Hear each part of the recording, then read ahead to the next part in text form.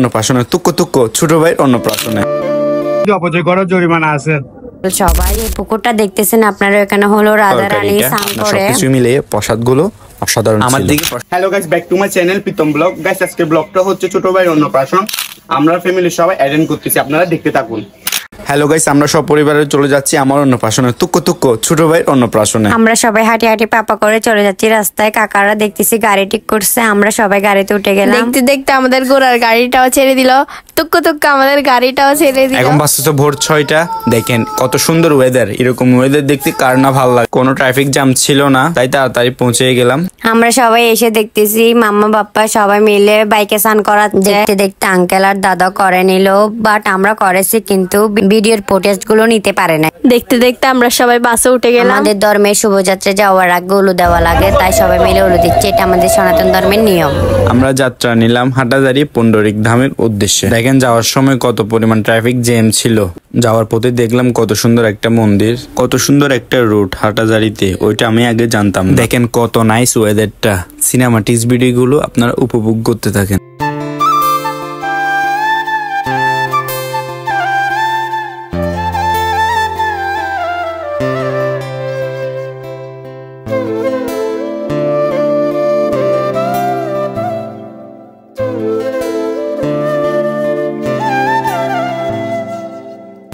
যে পরিমাণ রোদ পড়ছে ভাই, আর অন্য পাশে দেখতেছি মেঘ করে আছে। দেখেন অবশেষে 2 ঘন্টা জার্নি করার পর আমরা চলে আসলাম। বাট আমাদের থেকে আরো আধা ঘন্টা হাঁটতে হয়েছে। কুরবানিদের জন্য আমাদের গাড়িটা ঢুকতে দেয় নাই। দেখেন আপনারা গ্রামের ওয়েদারটা কত সুন্দর।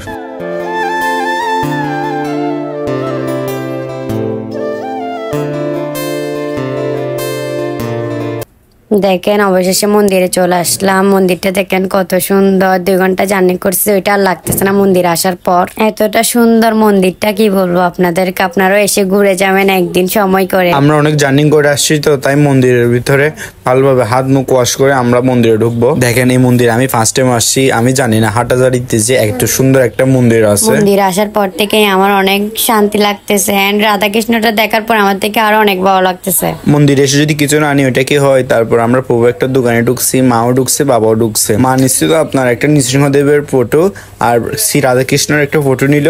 আমি একটা কথা বলি, এখানে সবগুলো এক রেটের দোকান, কিন্তু প্রবর্তক মন্দিরে আপনার একটা নৃসিংহদেবের ফটো নেই 200 থেকে 250 টাকা। আর এখানে নিচে আপনার নৃসিংহদেবের ফটো 80 টাকা করে। এগুলো সবগুলো আপনার এক রেটের দোকান। ভগবানের অনেক কিছু এখানে বিক্রি করছিল। গোপালের হার, মা রাধারানীর পায়ের নূপুর, এভরিথিং আপনার এখানে সবকিছু ছিল, কিন্তু সবগুলো এক রেটের দোকান। মন্দিরের দোকানটা অনেক বেশি ভালো লাগছে। দোকান থেকে বের হয়ে দেখলাম সবাই বাইকে অন্ন দেওয়ার জন্য বসে গেছে। পিপি আঙ্কেল সবাই। যে পুকুরটা দেখতেছেন আপনারা, এখানে হলো রাধা রানী স্নান করে। যেহেতু লগ্ন একটা, তার জন্য দেখতেছি অন্যান্য জেলা থেকে অন্য মানুষরাও আসছিল। দেখেন আপনারা পাশে 2-3টা বাবু। দেখেন কত সুন্দর লাগতেছে সবাইকে এক ড্রেসে। দেখতে দেখতে পিপি আঙ্কেল সবাই মুখে প্রসাদ দিয়ে দিছে ভাইকে। আমি আর আমার আঙ্কেলরা মিলে ভাইকে প্রসাদ খাওয়াই দিছি। ভাইকে প্রসাদ খাওয়াইতে 3টা বেজে গেছে। তার জন্য আমরা সবাই মিলে প্রসাদ খেতে চলে যাচ্ছি। এখানের একটা নিয়ম হচ্ছে, এখানে প্রসাদ খাওয়ার আগে টোকেন নেওয়া লাগে। টোকেনটা আঙ্কেল থেকে নিয়ে নিলাম, কারণ আঙ্কেল আগে আসছিল এখানে, ওর থেকে অর্ডার করে আসছিল। টোকেনটা প্রভুদেরকে দিয়ে দিলাম। দেখতে দেখতে প্রভুরা থালও দিয়ে দিল, হাত ধোয়ার জন্য জলও দিয়ে দিল। হাতটা ভালোভাবে পরিষ্কার করার পর পানিগুলো প্রভুদেরকে দিয়ে দিল। দেখেন কি পরিমাণ মানুষ ছিল এখানে। দেখতে দেখতে প্রভুরা অন্ন আনে দিল, অন্যর সাথে আনে দিল প্রভু আরেকটা পেঁয়াজও। তারপর ভগবানের নাম ধরে আমি খাওয়া শুরু করছি। আরেকটা প্রভু আনে দিচ্ছে আপনার পটলের তরকারি। এটা মনে হয় সরসভাটা দিয়ে ওরা করছিল। খেতে অনেক বেশি মজা ছিল তরকারিটা। আপনার সবকিছু মিলে প্রসাদগুলো অসাধারণ। আমার দিকে প্রসাদগুলো অনেক বেশি ভালো লাগছিল। আমি সবার আগে খেয়ে ওদের থেকে জিজ্ঞেস করবো প্রসাদগুলো কেমন হয়েছে। হ্যাঁ, খানা বুঝে কেন করতেছেন বলেন না? বুঝছেন, খানা ঠিক মতো খেয়ে ফেলবেন। এতগুলো খানা যদি অপচয় করার জরিমানা আছে। তাড়াতাড়ি খাও, এই তাড়াতাড়ি খেয়ে নাও। দেখেন কত সুন্দর পুকুরটা। আর একটা পুকুর আছে, ওইখানে স্নান করতে দেয় না, বাট এখানে স্নান করতে দেয়। কারণ আরেকটা পুকুর ওইটা হলো রাধা রানী স্নান করে, আর এই পুকুরটাতে সব প্রভুরা স্নান করেন, বাইরের লোকজনরা স্নান করতে পারে। আমাদের যাওয়ার টাইম হয়ে গেছে, তাই আরেকবার ভগবানকে দর্শন করে নিলাম। দেখেন ভাই, ভগবানের সামনে যখন দাঁড়াইছি ভাই, মনটা একদম জুড়িয়ে যাচ্ছে।